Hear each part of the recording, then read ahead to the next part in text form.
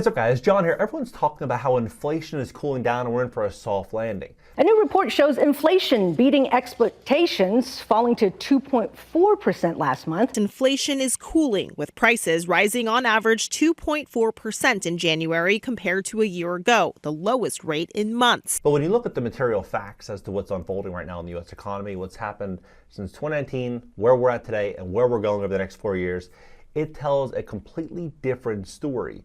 And this story is something that I would bet everything on.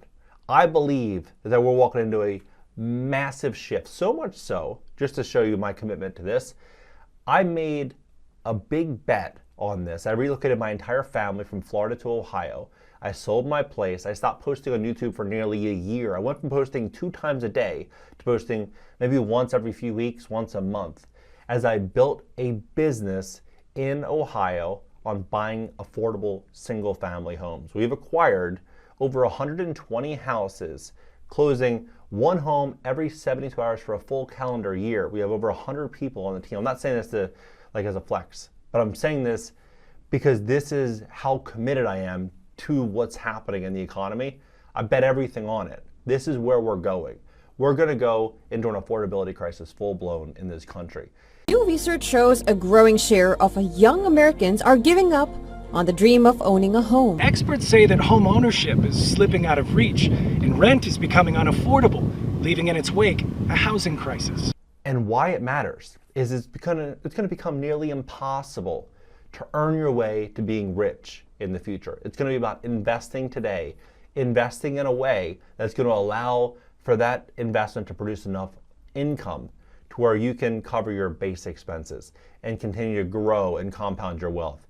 Because that's what's going to happen. Like across the board, the 1%, they're not saving their money. They're going to continue to invest it and invest it and invest it. Because why would you? If 100K was considered rich and now 200K is paycheck to paycheck. 14% of all U.S. households make $200,000 or more every year. But many of them, dubbed Henrys or high earners, not rich yet, still don't feel rich. Right? Of course, you want a rainy day fund. You want to have ample reserves for a rainy day fund. But saving your way, 5 years from now, 10 years from now, trying to have enough money to where you're going to make it through retirement on savings is going to be a really, really big number, a much bigger number than what people, I think, could digest. So it's shocking. So the 25 U.S. cities where 100K salary still isn't enough to get by. We went from 6 years, in a 6-year window, 100K is rich, to 25 cities you can't get by on 100K. The Hill magazine said earn less than 200K, your family can afford to live comfortably in only 7 states. Only 7 on $200,000 income, right? Here, I said, how much will you need to make by 2030 to be considered high income? They said single in a metro area, something like Cleveland where I am right now, $175,000.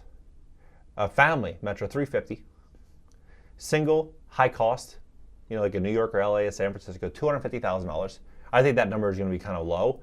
I think right now, if you live in one of those cities, you probably need to make, at least 175 to 200 if you are, living well as a single person, which sounds crazy, but because most people aren't making that. But you think about it, 100K in living in LA, New York City, it's not getting you, you're struggling on 100K, especially paying taxes there. So it's probably going to be somewhere in that 175, 200K. Where a family afford a high-cost city, $500,000 a year. It blows my mind because my grandmother and grandfather, they both had very entry-level jobs. My grandmother worked at a box factory, grandfather worked at a glass factory. They're collectively probably making about $70,000 a year. But they were able to buy a home, pay it off, have 4 daughters, got each daughter a car. They went on vacation once a year, and when my grandmother passed away, she had a big, big nest egg considering their savings, right, or considering their earnings.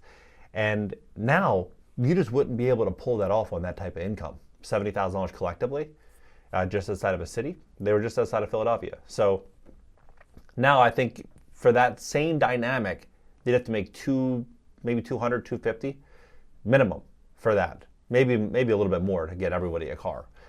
So it just kind of shows you how fast this is moving. They're saying beyond income, experts project that upper class net worth minus debt will need to be at least $5 million to be upper middle class net worth. 5 million, up from 3.5 million currently. So how does one save their money to get there? I don't think that's going to be the easiest path. I think it's going to be more of a challenging path. But I'm going to get to that in just a second. Gen Zers and millennials are swimming in student debt and may never own homes. Now, Bloomberg had an article saying that why America should become a nation of renters. They had that article in 2021. I did a YouTube video talking about how that is what they're going to be pushing, is going to be renting is more affordable, renting is a better option. And that's what is unfolding. They say, but they're splurging on gut-healthy juices and rotisserie chickens. I'd argue that chicken's not healthy, but as it sits in a bag, injected with all that, I don't know. I wouldn't call that the healthiest chicken, but what do I know? So here, board-certified medical doctor says he's no longer has health insurance for his family. He says cheapest plan he could get for a family is $24,000 per year with $5,000 deductible before anything is covered. Even a doctor can't see the benefit in health insurance anymore. So here's what I think is going to unfold and why we have to kind of connect the dots between 100K was considered rich. Now it's $200,000 at 36% of Americans, a paycheck to paycheck. And $5 million net worth is going to be kind of the target, is what they're saying here, to be considered upper class in the next 4 years. Now, what I think is going to happen is I think this is going to grow. Now, this sounds radical. It sounds futuristic. NYC Bar opens for people with AI partners. Dining tables optimized to dine with your AI companion. And it just sounds unbelievable. But why do I think that? If you talk to anybody, everyone is speaking to Grok and ChatGPT about their businesses, their business plans, their personal life. A lot of people talk to Grok and ChatGPT more than they do their best friend, right? And as we walk into an affordability crisis and more people are on their phones, what does that mean for AI, right? AI is going to grow in trust. And people are going to be using AI to grow their businesses. A lot of people are going to be scaling, trying to reduce cost with their business using AI. So over time, it's going to become more adopted in everyone's daily life. So I think we're going to start seeing more of that trend. And I think it's going to have a negative impact on marriages. I think we're going to start seeing marriages continue to erode. In 2019, 61% of Americans aged 35 to 39 were married. And they predict that, that number is going to, based on demographic projections for 2030, the percentage of Americans married by 35 is expected to continue a long-term downward trend, with projections suggesting that a significant portion of young adults will remain unmarried. So they're going to remain unmarried, well, for a couple of reasons. I believe over the last 5 years, a lot more people have been divided, but you have that division that was kind of sowed into society. You have this affordability crisis. You have a lot more people spending more time on their phones. People aren't going to clubs and bars like they used to, networking and meeting people. Everything has kind of shifted inside of that 5-6 year period. And so as that begins to kind of ramp up, housing developers and investors are going to be looking at the writing on the wall saying, well, if people aren't going to have 2-3 kids anymore, do they really need a 3 or 4 bedroom home? Answer is probably not. So there's going to be more of a push towards micro units and smaller homes. Housing shrinkflation is here to stay. New homes are 11% smaller, but 74% more expensive than a decade ago. Now, I moved to Ohio because of all of this. We acquire really, I would say small homes, like 900 to 1,300 square feet in quiet residential communities. And we're getting them for anywhere between a third and a half of the cost of replacement value. So we're getting, on average, we're spending about $85,000 to buy a property. And we're putting 30, 40K, give or take, into these homes, and we're renting them out. And rent maybe 16, 17, 1,800 bucks a month is what we're renting these houses for. So if a 1-bedroom apartment was $1,140 in 2019, and they're saying the expensive markets are going to be $3,000 by 2030, what does that mean for markets like Cleveland, many other markets, right? These affordable markets. There's going to be more of a demand. I think we're going to start seeing a big growth towards roommate situations, shared living. All of this is going to continue to grow. And I think small single-family homes, they win in a couple different ways. One, they win on the affordability side. But second, they're going to win because people that want to refinance this debt, all of our clients for the most part are all cash with the exception of like one or two.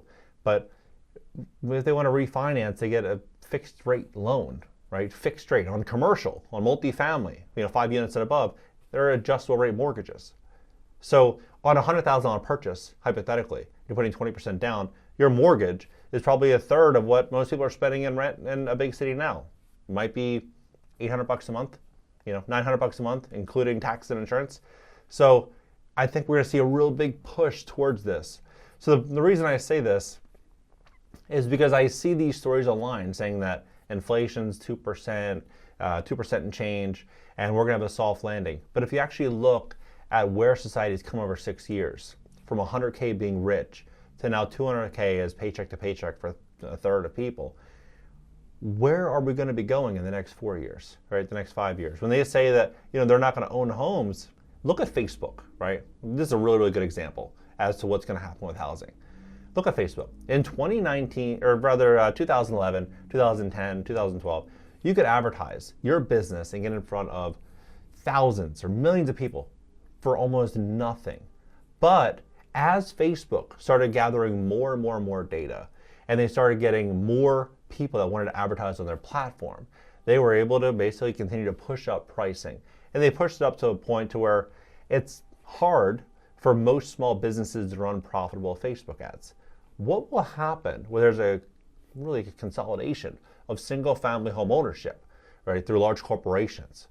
As they begin to own large blocks of these houses, do you think they're going to keep rents lower, or do you think they're going to keep pushing them up, similar to what Facebook did with advertising? I would argue they're going to keep pushing rents up.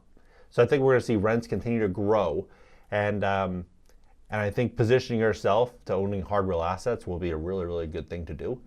And getting out of high interest rate consumer credit card debt, I think if you could do that, prioritize that, number one. A lot of people say like, oh, I want to invest and I want to get 10%, 12%, I'm going to do this. If you're paying somebody else 25%, makes more sense to pay off the guaranteed 25% interest rate than trying to go chase 10 or 12%.